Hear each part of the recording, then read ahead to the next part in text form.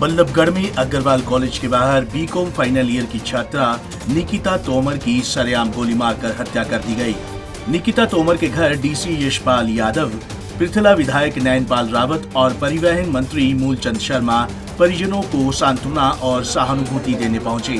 परिजनों ने दोषियों के खिलाफ एसआईटी गठित करने की मांग की थी, जिसे तुरंत प्रभाव से पूरा किया गया। वहीं फरीदाबाद के डीसी यशपाल यादव ने कहा कि प्रशासन की ओर से परिवार को पूरा सपोर्ट है। दोषियों के खिलाफ एसआईटी भी गठित की गई है। उनकी सभी मांगों पर गौर किया जा रहा है।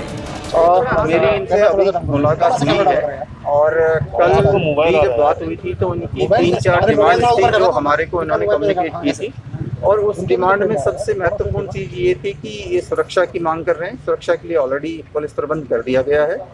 दूसरा उनकी डिमांड ये थी कि एसआईटी कंस्टिट्यूट की जाए, जो कि कर दी गई है। एसआईटी में भी इनकी तरफ से 2 नाम आए थे जिसमें इनको भरोसा था, उसको भी शामिल करने के लिए कह दिया गया, उसको शामिल कर दिया जाएगा। इसके अलावा इनका ये डिमांड है कि इसको तेज़ गति से थोड़ा कर दिया जाए, तो उसके लिए ऑलरेडी प्रयासरत हैं और जितना जल्दी होगा इसको ख़त्म करके चालान। निकिता तोमर के निवास पर पहुंचे हरियाणा के कैबिनेट मंत्री मूलचंद शर्मा ने कहा कि प्रशासन से निकिता तोमर को पूरी तरह से इंसाफ मिलेगा। दोषियों को जल्द सजा दी जाएगी। आदमी हो चाहे रसूख वाला आदमी हो, और फरीदाबाद के लोगों को जब तक न्याय नहीं मिलेगा, एसआईटी गठित है, फास्ट ट्रैक में केस चलेगा और सारा दूध का दूध पानी होगा। वही सारे इसमें कौन कौन शामिल है, कौन कौन लोग हैं, इस सारे को परिवार को मैंने भरोसा दिया। वहीं पृथला से विधायक नयनपाल रावत ने कहा कि मुख्यमंत्री मनोहर लाल के राज्य में क्राइम के लिए कोई जगह नहीं है। आरोपियों को जल्द सजा होगी। पूरा प्रशासन इसके लिए प्रयासरत है।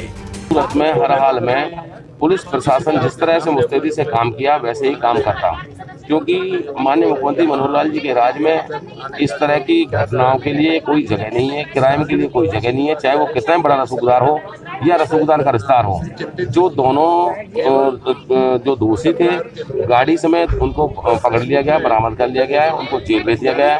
और इसके साथ साथ एसआईटी गठित की गई है। फास्ट ट्रैक कोर्ट में ये केस चलेगा। माननीय मुख्यमंत्री महोदय ने इसकी जो आज्ञा ले ली है, और जितना जल्दी से जल्दी दोषियों के खिलाफ जितनी तगड़ी जितनी न्यायोचित कार्रवाई है वो की जाएगी। और किसी सूरत में भी जिन दोषियों जो इसमें और भी इस भूमिका को बनाने में, इस रचना को रचने में जो लोग और शामिल हैं, उनको भी हर सूरत में पकड़ा जाएगा, किसी को छोड़ा नहीं जाएगा।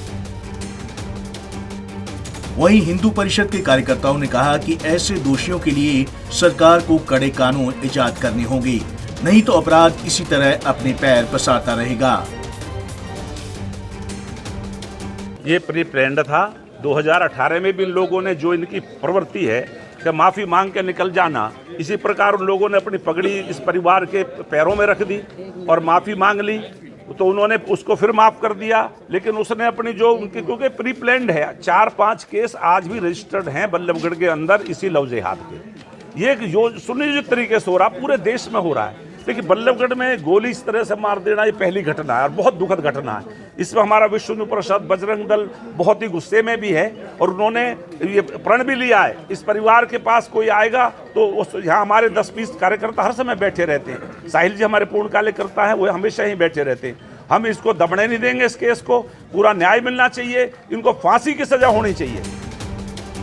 गौरतलब है कि फरीदाबाद गोलीकांड का मामला लगातार तूल पकड़ता जा रहा है, जिसके चलते अब कई संगठन और सामाजिक संस्थाएं परिजनों से मिलने पहुंच रहे हैं और उन्हें सांत्वना दे रहे हैं, ताकि परिजनों को न्याय मिल सके। पंजाब केसरी टीवी चंडीगढ़ के लिए फरीदाबाद से सुधीर शर्मा की रिपोर्ट।